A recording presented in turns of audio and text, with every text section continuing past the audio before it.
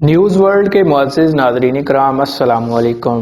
ناظرین کرام، یوکرین جو کبھی دنیا کا تیسرا بڑا ملک تھا، آج بنا کسی ایٹم بم کے ہی جنگ لڑ رہا ہے، اور وہ بھی اس ملک سے جس کے پاس دنیا میں سب سے زیادہ ایٹم بم موجود ہیں۔ اب آپ سوچ رہے ہوں گے کہ یوکرین کے پاس تو ایک بھی ایٹم بم نہیں ہے، تو پھر یوکرین دنیا کا تیسرا بڑا ایٹمی ملک کیسے تھا؟ اگر آپ USSR کی تاریخ نہیں جانتے یا پھر آپ نے یوکرین کے بارے میں زیادہ نہیں پڑھا تو پھر یقیناً آپ میری یہ بات نہیں سمجھے ہوں گے۔ چلیے میں سمجھاتا ہوں۔ یہ وہ جنگل ہے جو آج پولینڈ کے بارڈر پر واقع ہے، لیکن کبھی یہ جنگل USSR یعنی سوویت یونین کا حصہ ہوا کرتا تھا۔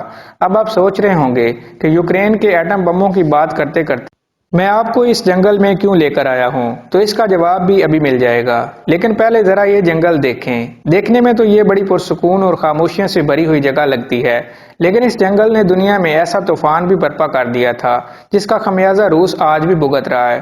معاملہ کچھ یوں ہے کہ یہ آج سے کوئی 70-72 سال پہلے کی بات ہے، یعنی یہ وہ دور تھا جب امریکہ اور سوویت یونین کے درمیان جنگ جاری تھی۔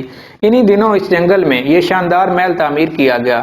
اسے USSR کے حکمرانوں کے لیے تعمیر کیا گیا تھا، اور انہی حکمرانوں نے اسی محل میں بیٹھ کر اپنی ہی پیٹھ میں ایسا چھرا گھونپا جس کے بعد امریکہ نے وہ سکون کا سانس لیا اور وہ خوشی منائی جو خوشی اس کے بینکوں میں پڑے تمام ڈالرز، اس کا خلائی پروگرام، اس کے تمام مہنگے پروجیکٹس اور امریکہ کے ہزاروں ایٹم بم اور سوویت یونین میں موجود اس کے تمام جاسوس بھی نہ دے سکے تھے۔ یعنی 8 دسمبر 1991 کا دن تھا، سوویت یونین میں اتوار کا دن تھا۔ یہ وہ دن تھا جب سوویت یونین کے 3 بڑے رہنماؤں نے جنگل میں بنے اس محل کا رخ کیا، اور تینوں نے اپنے اپنے قلم سے سوویت یونین کی موت کے پروانے پر دستخط کر دیے۔ یہ 25 دسمبر 1991 کی رات تھی۔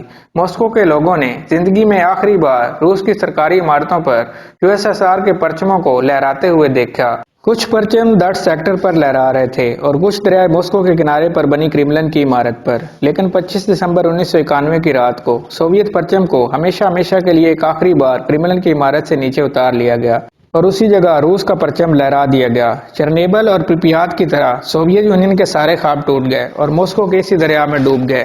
اس کے بعد دنیا نے دیکھا کہ امریکہ دنیا کی واحد سپر پاور بن گیا ہے، اور اس بات کو دنیا کے تمام ملکوں نے تسلیم بھی کر لیا۔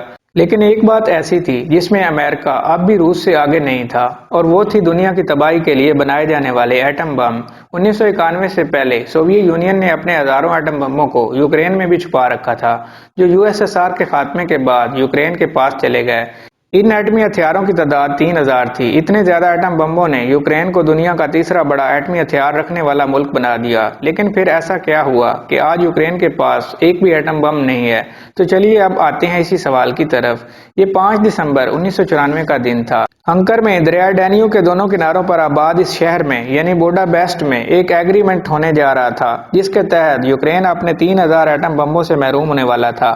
یوکرین میں کچھ لوگوں نے اس معاہدے کو روکنے کی بڑی کوشش کی اور اپنی حکومت کو سمجھایا کہ ملک کی حفاظت کے لیے ایٹمی ہتھیار ضروری ہیں، لیکن یوکرین کی حکومت نے چھت پر ایٹمی ہتھیاروں سے یوکرین کو پاک کرنے کی حامی بھر لی۔ یوکرین کی آزادی اور خود مختاری کا نہ صرف احترام کیا جائے گا بلکہ اس کی سرحدوں کی حفاظت کو بھی یقینی بنایا جائے گا۔ امریکہ، برطانیہ، روس نے یوکرین کی یہ شرط مان لی اور یوکرین کی حفاظت کو یقینی بنانے کا معاہدہ کر لیا۔ اسے بوڈا بیسٹ رینڈم کہا جاتا ہے۔